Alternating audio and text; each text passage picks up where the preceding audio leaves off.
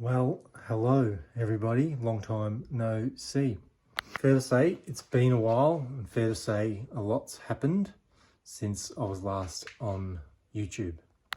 So just a wee little update. I think the last video I did was me and my good friend James climbing Mont Ventoux on a bicycle. Mont Ventoux is an iconic mountain in Provence in southern France, regularly used at the Tour de France. So without training, I stupidly embarked on that. And without James, I would not have made it to the top, I can say, hand on heart. So yeah, thanks to James 1,000 times for getting me there. It was a famous day and definitely one to tick off the bucket list. So rewind a few months prior to that stupid cycling endeavour. We left northern France, Jade and I left northern France around the end of March, I think, and moved down south to Provence. And I was lucky enough to get an amazing opportunity to work on an old stone mass, blowflies, farmhouse for a lovely family.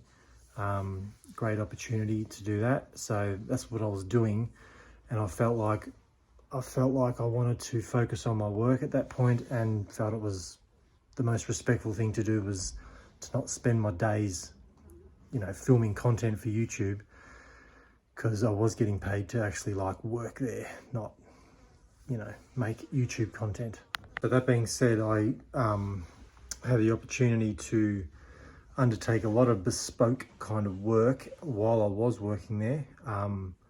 If you don't follow Vivi et Margot, E.T., French, Vivi et Margot, you can follow along on Instagram. Charlotte posts all the updates that you'll need to sort of see a lot of the things that we were doing there while I was there. It gives you a great idea of where the house was to where it's come to now, which it's turned out really well. I'm so happy for those guys that they're in and living their French dream. So leading up to the completion of what I needed to do in Provence with my work, we made a plan to come back to Australia. We've got a 153, to be exact, year-old development project, an old weatherboard church that you'll probably see a bit more of in this channel upcoming, that we need to stop allowing it to just sit there growing grass around it and actually do something with it. So yeah, we made a decision to come back to Australia. However, there was a method to coming back to avoid jet lag that we wanted to test out, and this is our tip. So I think when you fly from east to west in the world, it's not as bad as when you're flying west to east, which is what we were doing. So we decided to do a few stops on the way. So from Provence, we trained, can't even remember.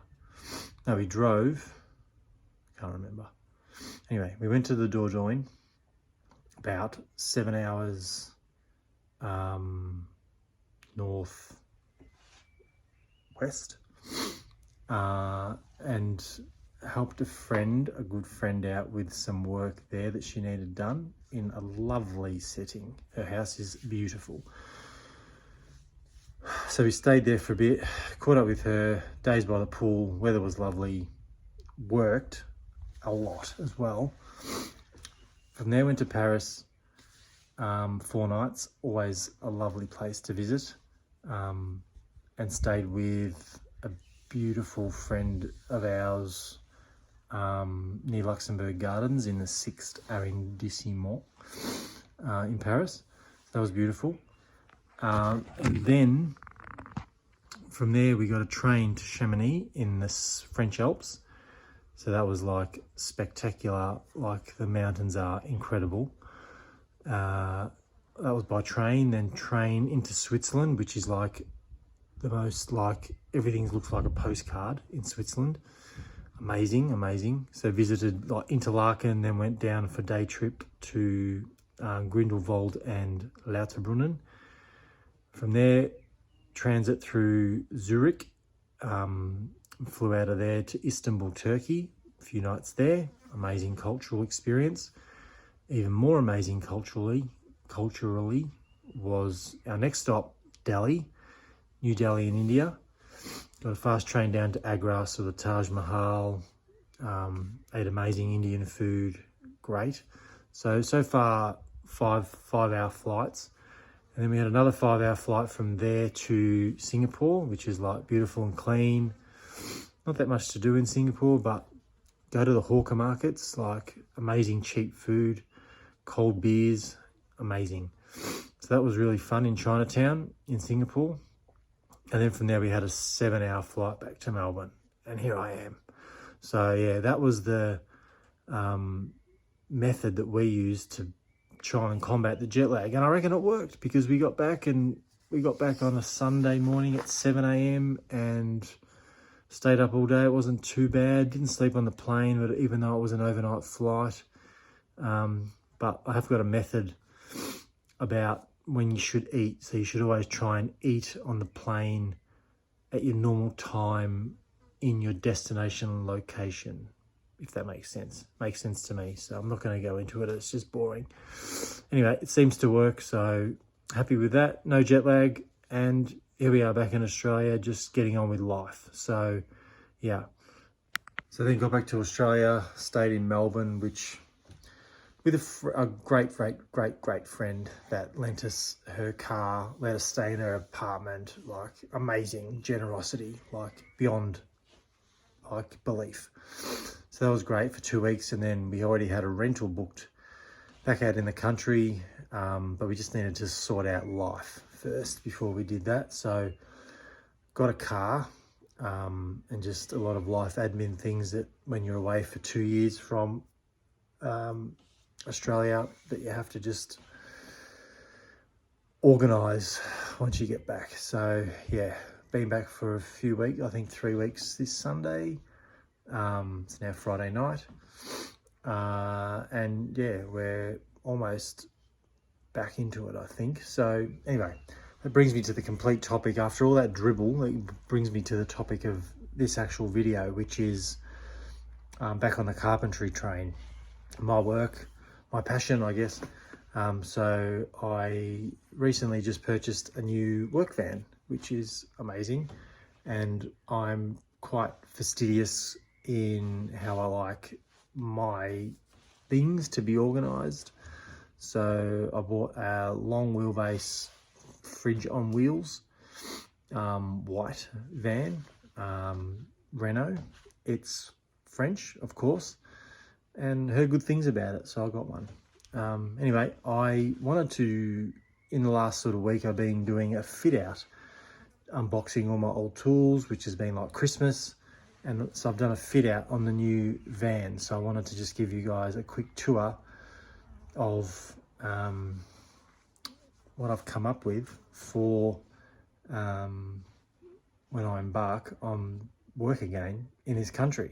So I had this stupid or crazy idea that maybe we could sort of double the van up as a sleeping option if you ever want to do van life, hashtag van life. You've got that option too, and trying to make things as sort of like phantom and streamlined with the amount of theft that's going on, trying not to sort of make it obvious that your car's full of like work stuff. So anyway, this is what we came up with, or I came up with. So this is the side. So I've got just like brooms underneath there. So I've got these drawers on blocks, and then in here, all my like power tools in there and in there. So they're like about 900 deep. And I've got this big platform that goes over the whole back. And this is quite long. This is like nearly 3 meters or more long.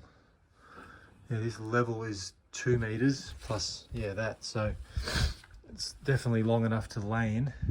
But I've, on top of the drawers, which end here, I've put some like tongue and groove, yellow tongue flooring down over the whole lot. And then around the other side, I'll show you that in a moment. And then the back, the flooring continues all the way through to these drawers, which are at a different height, but I've got some sort of compartments in here for more levels. And then more stuff in here too. More hand tools than any hardware store. And they just click into position. Drop saw stand, 2 meter level, square. Put this box here with like my nail bag, like ratchet straps, rags. And then I've just got just some random stuff hanging. It's still a work in progress. I've got some ideas to do some cutouts in there because there's some stuff just shoved in there. And then in the center, there's going to be a little trapdoor maybe. I'm just trying to work out. But the carpet is kind of just softens it all a bit. And a little thin mattress in there. And I think, yeah, you could easily do a weekend away sleeping on the beach somewhere. Sounds very like idyllic. Demo tools in there, leads, drop sheet, knee pads, yeah, and then I've just got some other like elastic straps just around the place up there. Recently just had this roof rack fitted to the van as well, which is amazing because I'll be doing a lot of ply and plaster carrying. And then the last thing is this shelving. This is just like a junk pile at the moment. It's kind of needs a little bit more organization, but yeah, Tradesman Roof Racks was the roof rack company. Really good quality stuff. Not cheap, but you know, worthwhile. So anyway, top shelf, caulking nozzles, cork, like just chalk for the chalk boxes, tapes. I got like door pump wedges, glues like PVA and like putty, like masks, and I got all my fixings. They shouldn't be there, but welding gloves. Welding gloves are amazing for handling glass. There's obviously some loose stuff here that need to be sorted out, but yeah, like masonry bits, drill bits in that aptly Chamonix Mont Blanc. That was a biscuit tin that I thought would be great for drill bits, which has come to fruition in the end. And then on the last thing, like cable ties, like laser level, chisels, just spare blades, drop saw, vacuum packers, window packers, all this other crap in there as well. So yeah, and that's that. So